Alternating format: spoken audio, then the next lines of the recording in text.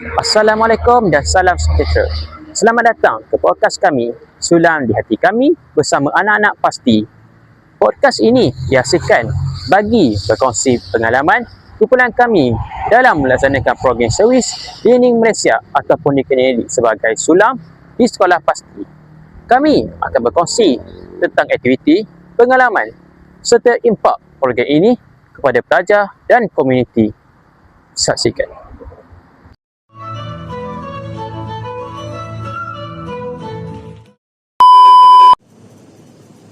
Assalamualaikum dan hai.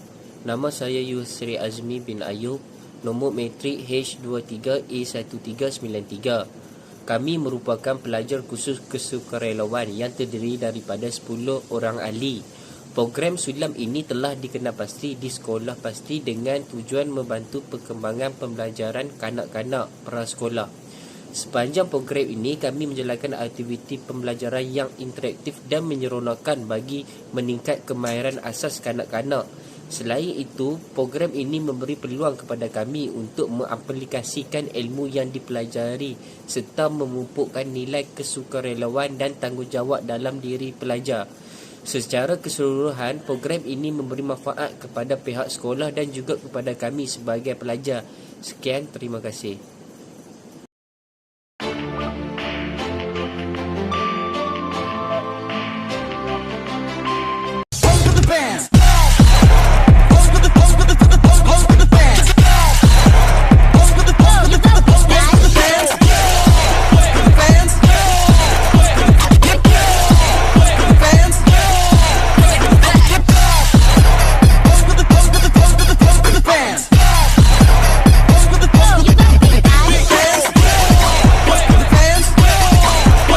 Program Sulam ini telah dijalankan di Sekolah Pasti Al-Hikmah Kampung Jambu pada tarikh 14 Disember 2025. Fokus utama program ini adalah untuk menyokong pembelajaran awal kanak-kanak melalui aktiviti yang kreatif, menyeronokkan dan berunsur pendidikan.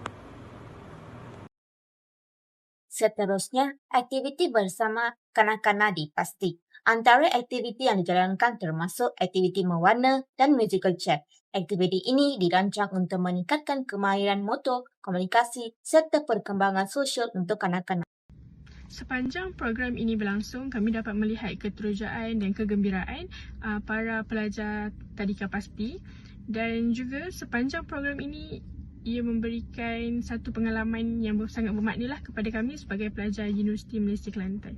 Terima kasih. Melalui program ini, kami mempelajari nilai kesabaran, empati dan tanggungjawab. Mengendalikan kanak-kanak memerlukan pendekatan yang lembut, kreatif dan penuh kasih sayang. Antara cabaran yang kami hadapi ialah mengawal perhatian anak-anak serta menyesuaikan aktiviti mengikut tahap umur mereka. Namun, dengan kerjasama ahli kumpulan dan guru pasti, program ini masih dapat dijalankan dengan lancar. Program ini telah memberikan impak yang positif kepada pelajar pasti dari segi kemahiran sosial, keyakinan diri dan minat terhadap pembelajaran. Kanak-kanak juga lebih berani untuk berinteraksi dalam aktiviti yang dijalankan. Assalamualaikum, nama saya Muhammad Syazwan bin Mak Gani, nombor matrik H23A1932. Seterusnya ialah impak kepada pelajar.